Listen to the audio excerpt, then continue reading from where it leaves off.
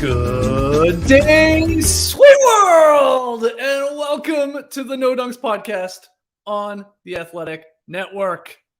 It is Sunday, September 3rd, 2023, but it might as well be July 1st because today is Canada Day once again. What's up, everybody? I'm J.E. Skeets here in the yard on Cloud 9. Shout out to the stream team. Shout out to the podcast listeners. Shout out to the basketball gods. The drought is over. For the first time in 23 years, the Canadian senior men's national basketball team is headed to the goddamn Olympics. Since 2000, they haven't been there, but they have punched their ticket. And for the first time since 1994, Canada have made the World Cup quarterfinals, and I am ecstatic.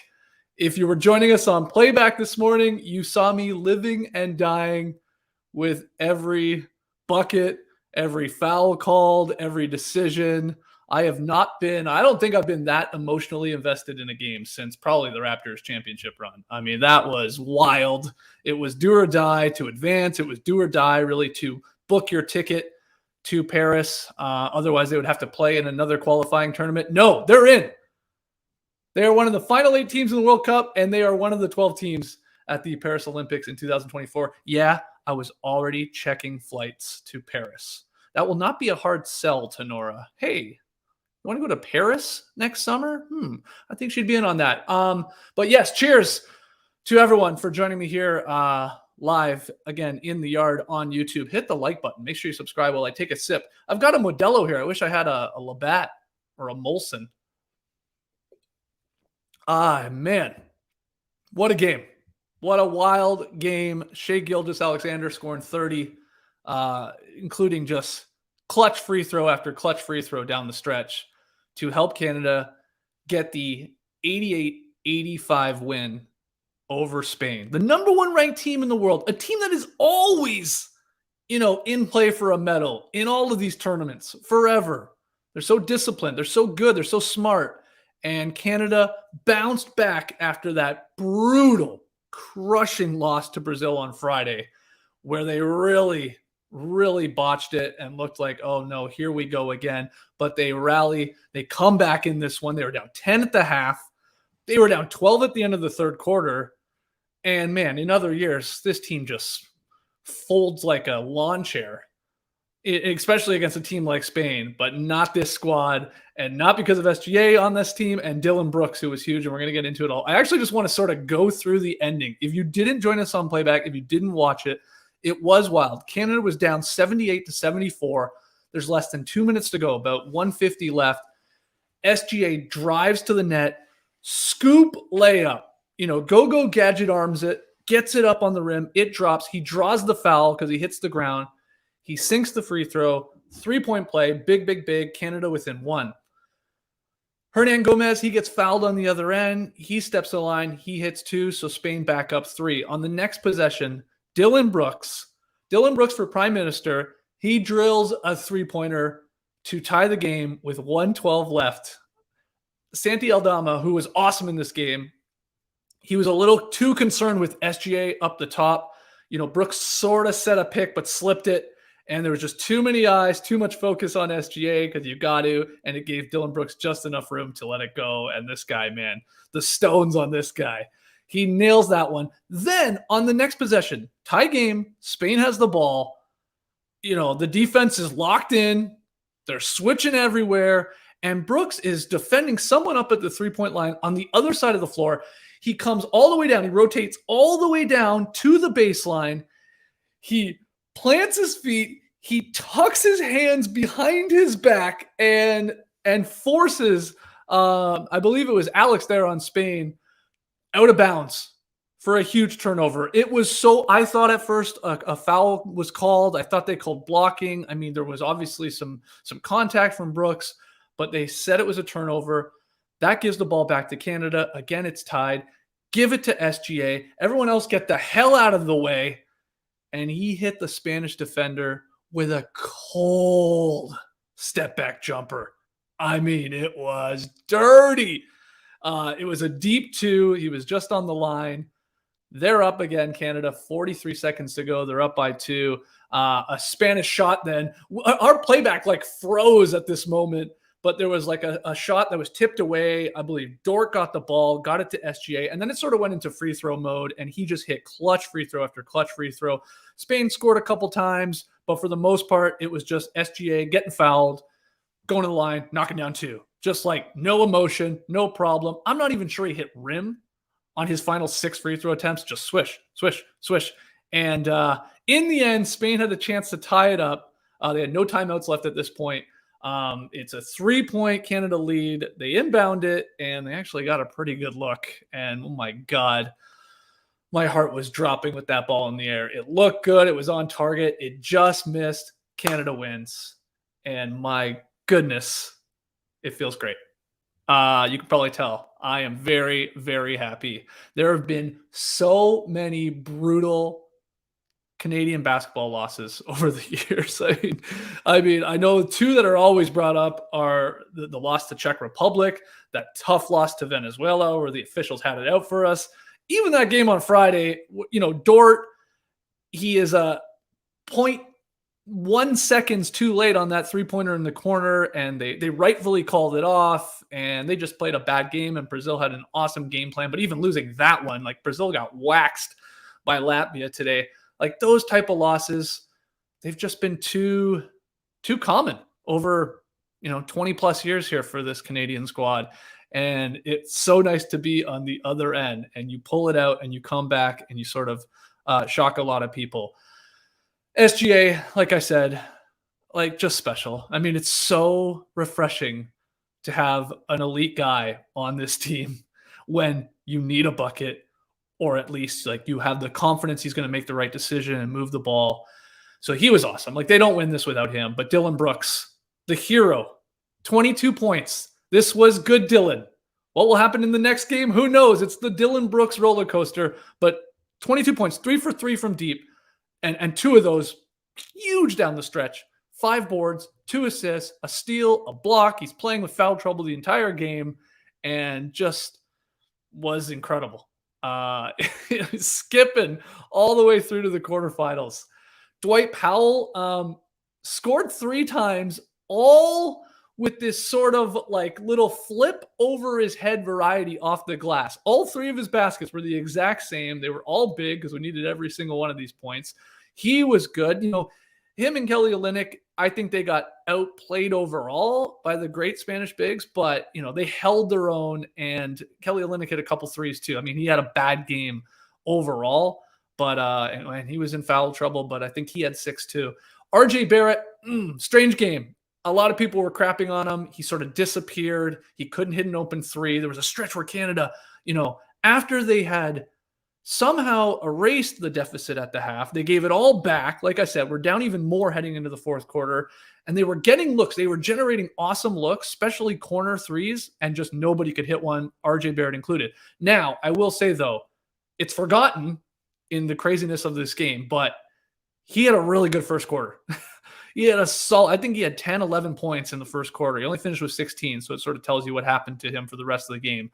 But Canada would have been down huge without him and those points. And he was aggressive, and a lot of them were coming in transition, and he was looking like the most athletic guy out there. So, yeah, I don't love him disappearing and not being able to knock down a shot as the game went on, but without those early points, maybe they're not even in this. Wild performance. I am trying my best to now look at the comments here for everybody in the live stream. And everyone's just sort of in shock as well. Canada moves on, like I said, and people are very excited. I know this tournament's still going, and I think SGA was quoted after the game saying, "We've accomplished half of our goals.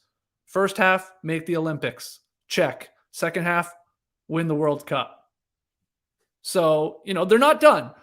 Very excited they just made the Paris Olympics, and people are pointing out here in the stream team, Jamal Murray pulled out late to this team, injury reasons and coming off the championship. Could he be there in Paris? SGA and Jamal Murray as a backcourt? Hello. And what about Andrew Wiggins? Is that a possibility? You know, obviously not involved that much in Canada basketball, but that's for 2024, man. That's for next summer. I'm enjoying this right now. And I just can't. I haven't stopped smiling since the buzzer went. I really can't believe it. So what a win. And I'm so happy for people a part of this organization and to see this actually materialize. And to get, and I said this on the Athletic NBA show, but you know, you see why it was important to have a longer ramp up period to get these guys committed, to get them, you know, playing together, building chemistry on and off the floor. And hey, playing teams in those warm up games that are worth a damn, that came to help out here, I think. They had 2 really close games against Germany, who are looking like one of the best teams in this tournament. Those were big. They already played Spain in another close game. They were playing good competition and, you know, testing themselves, winning some, losing some.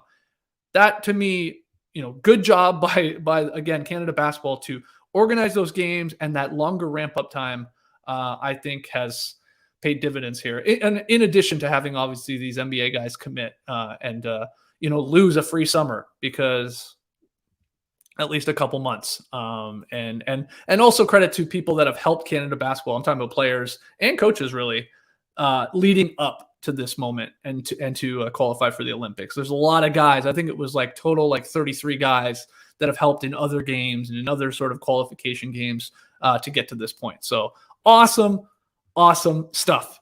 I can't believe it. I'm seriously considering trying to go to the Paris Olympics to watch them play. That would be very, very fun. In other news today, we'll quickly talk about this one because I didn't watch the entire game. I was watching some of it early, and then obviously the Canada game started, and we were really focused on that because it was do or die. But Lithuania defeated the USA 110-104. So I think this is the first time since 2002 that USA has suffered a group stage defeat in the World Cup. Don't quote me on that, but it's been a while in the group stage. Now, it didn't matter. It wasn't like you lose and you're done, like the Spain-Canadian game. Both Lithuania and USA were already going through, but still, Lithuania, they dominated the first quarter. It was 31-12. USA actually won or tied the remaining quarter, so it really was that first quarter where they just got crushed. Great game plan, though, from Lithuania. It was put Triple J in as much action as possible. So they were either force-feeding Jonas Valanciunas, who's just a big-ass dude on the low post, or they were getting Jackson into ball screen defense. And then from there, if he was dropping, it was pull-ups, it was kick-out threes, and it just worked perfectly to start the game. I mean, it was Valanciunas punishing Triple J, and these guys, these shooters on Lithuania, especially with the way the defense was sort of collapsing, knocking down 3 after 3 after 3. I mean, they were knocking down open threes. They were knocking down challenge threes. They started 9 for 9 from deep. And Jaren Jackson Jr. got in foul trouble. We see that a lot in the NBA. He only played 15 minutes. When he was out there, USA was like a plus 16. And all of the other bigs, they sort of got clowned by the size of Lithuania. Kessler was a minus 10 in 6 minutes. Bobby Portis, it was more even. I think he was a -1, though. And then Banchero, he was a minus 14 in 16 minutes. So that was huge. And we saw the game plan from Montenegro, who kept it close. And those big boys and Vucci baby, Lithuania is just, they're bigger and better and deeper. And man, that's a big win. They are undefeated along with Germany. Those are the only 2 undefeated teams left in the World Cup. But it's like, now some people are saying, hey, look at the bracket here. This was a good loss for Team USA. They're on the easier side, falling to second in this group play because of where they fall now in the actual knockout stage. And I'll show you here for everybody on YouTube. Let me just find the graphic that I grabbed from at FIBA WC there on Twitter. So they say that because USA now plays Italy. And these are all elimination games from here on out. And are also on the side with Germany and Latvia. And so some go, well, look at the other side. I mean, the other side is stacked. It's Lithuania. It's, Serbia. It's Canada. It's Slovenia. True. But have you been watching these games?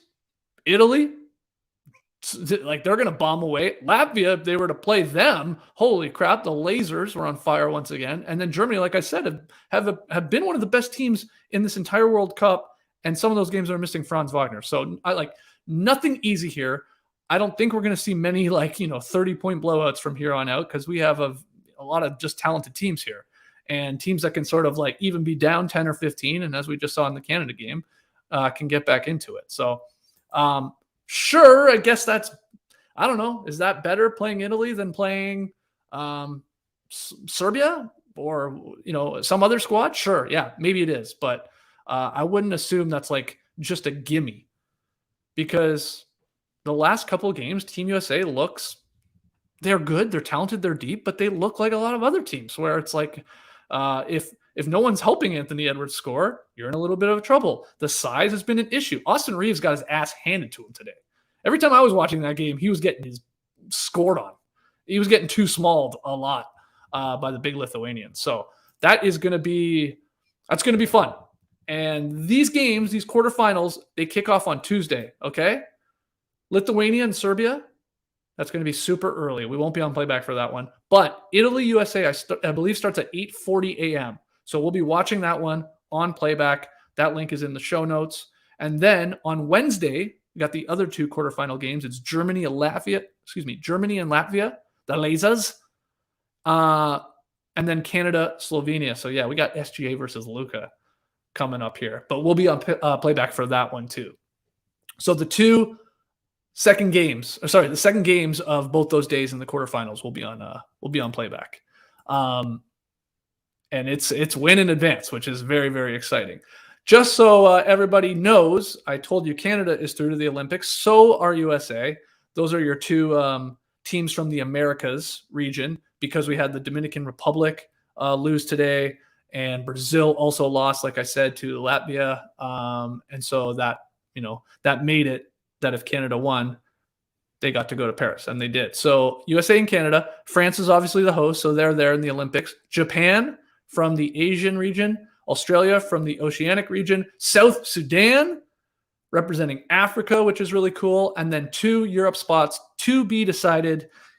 It makes like not only are they playing for a World Cup here and medals, but they are playing a lot of these European teams to try and get in to the Olympics without having to go through another qualifying tournament. Because after this is done and after we have our 2 best remaining Europe squads, we will have 4 Olympic tournaments next year, like basically right before the Paris Olympics, because we will have in total 7 from this World Cup teams that have made the Olympics, France as the host, and then 4 more remain. There's only 12 teams in the Olympics.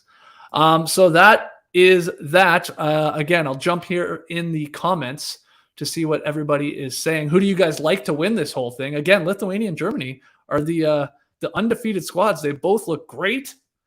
They both have their style that they commit to, and they're going to be tough outs. But look, Serbia we know is good. Slovenia has Luka. Can Canada figure out a way to stop him? You've got Dort and Brooks, and I mean, you've got you've got a solid arsenal to throw at him, but it's Luka, so you got to just take away everybody else. That would be my game plan. People want Lithuania. They want Latvia. People are all in on Latvia. That's a feel-good story for sure. When the 3 drops, they can beat anybody because they let them rip. Luckily, they went a little cold versus Canada. Got to press up on that team. Got to make them put it on the floor. And then you never know what type of officiating you're going to get in these games either. Because holy crap, that Canada-Spain game was a wild ride. It was nuts. They go from calling nothing to calling everything to calling nothing again to like, hold on, that was a foul like 2 minutes ago. Suddenly you're not calling it. Take a seat, talking to everyone. Let's go look at the monitor. They just, it's just a wild ride. You never know. But do you think USA, this was like almost a good little wake-up call to lose to Lithuania here? You think they will have no problem sort of marching through to the finals with their side of the bracket? Or can one of these teams like Germany or maybe even Italy, again, they're scrappy, man. Can somebody surprise them? Can't wait to find out. But I'm going to call it there. This is a long weekend. I have been sitting on this computer now since about, a little after 8 o'clock this morning for all of these FIBA World Cup games. It's 2 o'clock now. So I should probably get outside for my own health.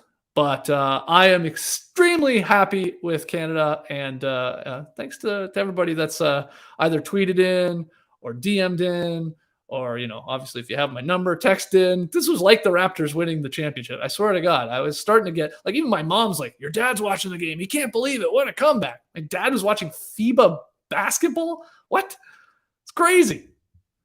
So you're right. I'm going to go touch some grass. Thanks for joining me here. Hit the like button. Make sure you subscribe. We will be back later in the week for a couple more podcasts. Definitely one on Thursday. Once the quarterfinals wrap up, we'll get in the Classic Factory. We'll sort of recap those games. We'll look ahead to the semis. Maybe there's some NBA news. Probably not to talk about. But we'll do something on Thursday. Otherwise, a lot of these games were on playback. And what else is there? Oh, there's an Is This Good dropping in the feed on Monday. Trey Kirby talking to Matty O and JD. So that's going to be funny. But thanks for joining me here today. Always appreciate it. You know what? We did this last time. Let's do it again. You heard it here first. Have a great time. Turn up. Love you guys. Awesome. Everybody, thanks for joining me. Embrace the day, people. You could stay.